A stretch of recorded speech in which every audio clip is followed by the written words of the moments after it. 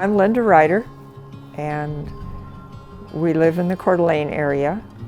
And as a way to survive in ranching and farming in North Idaho, we needed more eggs in our basket than just a small herd of cattle in the trees that we were doing.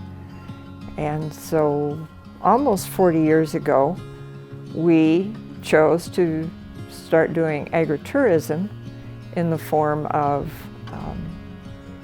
a guided ride with a dinner, or just a guided ride, activities for families doing a wagon ride and lead the kids on horses and hot dogs over a campfire.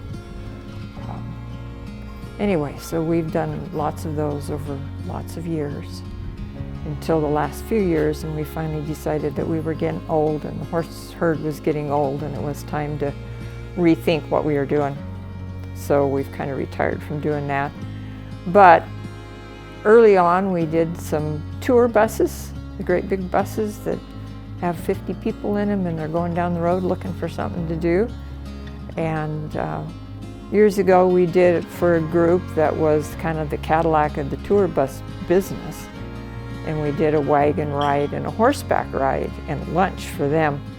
And that was pretty interesting when you had elderly people who wanted to get on a horse to say that they had done it. And it was not the best choices. But anyway, the economy took a nosedive, and that business is very tied to the economy because older people are spending their income, and if all of a sudden they've lost their income coming in from their investments, it's like, Mama, we got to stay home, we can't go take a trip. And so that changed, and we didn't see too much of that for a while, and now the last few years we've had quite a bit of that again. It's been interesting. You get people from all over the United States and get to share a little bit of North Idaho with them and a little bit of what family ranching might look like, and which to me is as fun as anything. Is they always want to know how you live and what you do, and so it's fun to be able to share that with them. And they appreciate that usually when we're doing it, it's 2 or 3 generations of our family that's participating, our daughter, and sometimes grandsons are there. And so that brings that whole family farming thing into reality for them.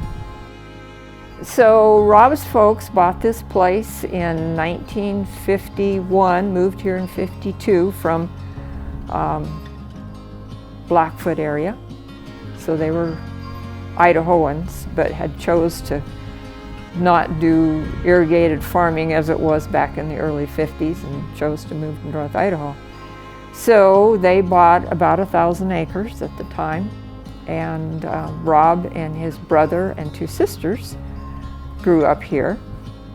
And so then as we got married, and his siblings and us all got married at about the same time, and somebody, I think his sister was, one of the sisters was the first ones that said, but we always thought right here would be a really nice place for a house.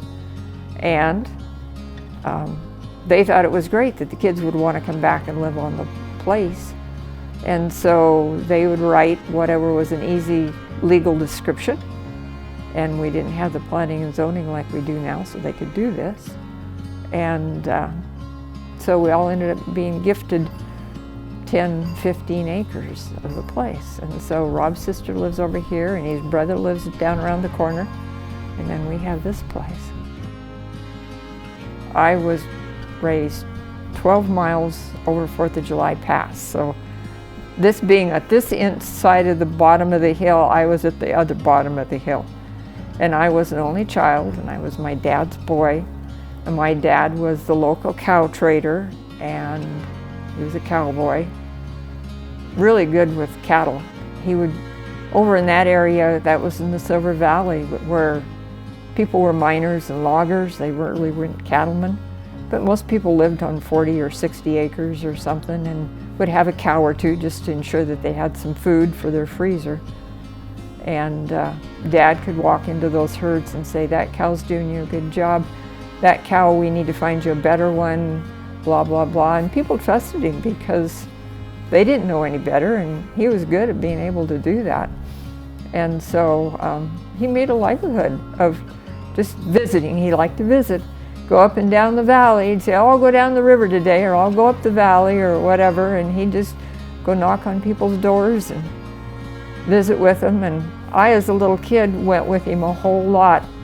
Spent a lot of time politely sitting at people's tables and eating pie or whatever might be happening. But anyway, so I kind of grew up in an adult world, which, I don't know, it was fine. I had lots of possibilities to have responsibilities.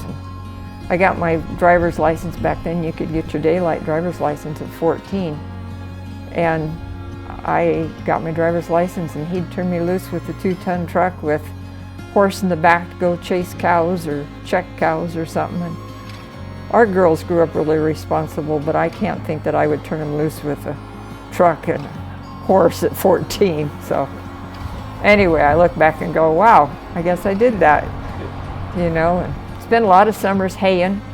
We lived right next to Rose Lake, which is no more than an overgrown mud puddle, but I never really learned how to swim because in the summertime I was out haying. I wasn't playing in the water like local kids were doing. So, but it was fine. It was a good way to grow up. I have this passion that people should understand where their food comes from. And Farm Bureau has just been a great avenue for me to be able to utilize to do that. Not only because that's what their mission is to a large degree, but a lot of times when you're doing those kind of things, either you need a support crew or you need some funding. And Farm Bureau, our local Farm Bureau, has been great about making that happen.